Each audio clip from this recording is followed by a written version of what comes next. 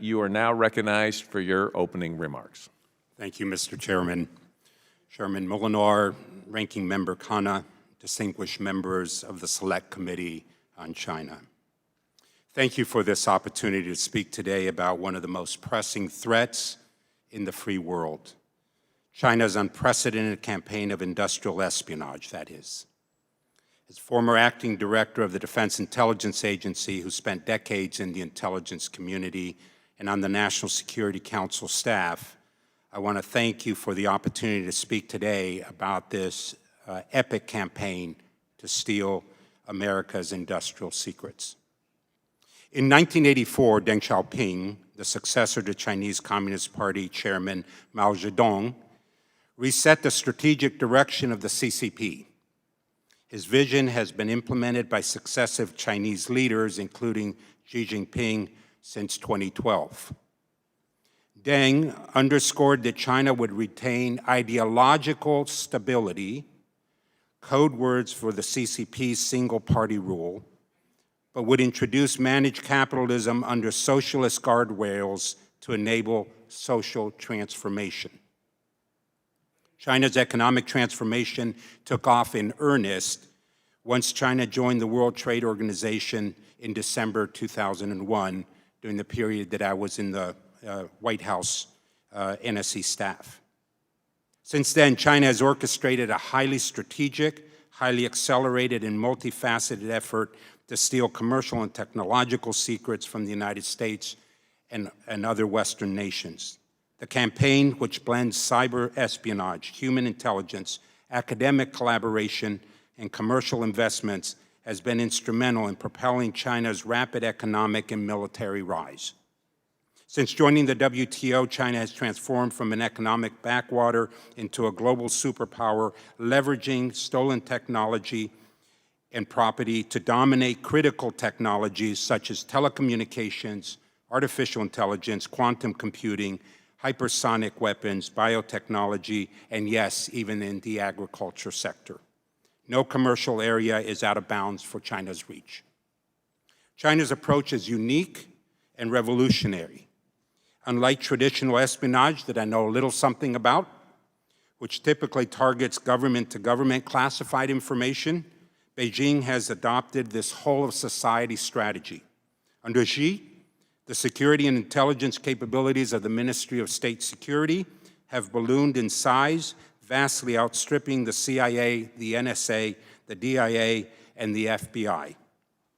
Their mandate is to carry out the world's greatest and grandest larceny.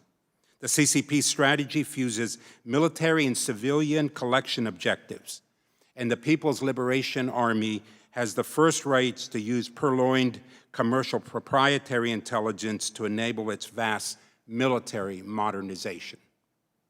Corporate America, professors, academic researchers are all fair targets for the MSS.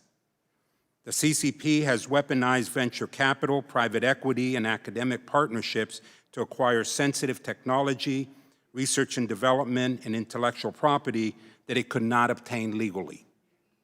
This decentralized but highly strategic collection method, combined with theft, graft, hacking operations, has allowed China to leapfrog the West in key areas of innovation. The implications of the campaign, this campaign is profound.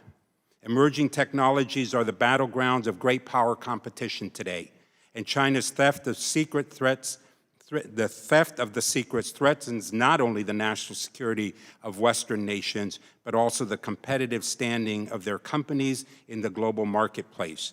As former Attorney General Eric Holder aptly stated, there are only two categories of companies affected by the trade secret theft from China: those who know that they've been compromised and those who don't.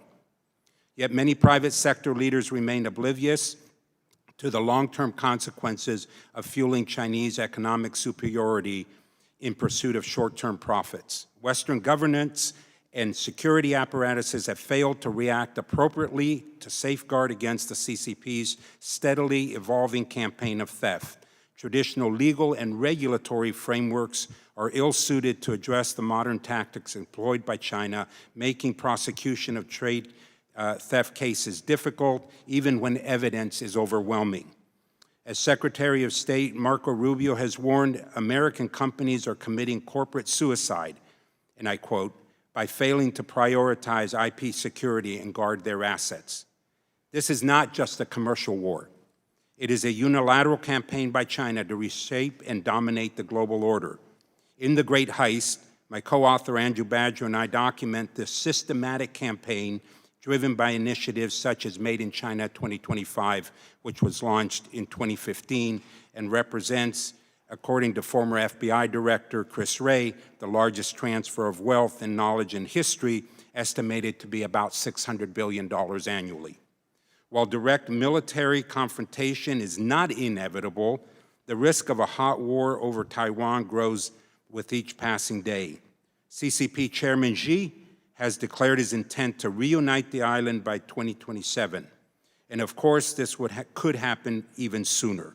Such a conflict would likely involve deployment of new lethal technologies and could target the American homeland itself.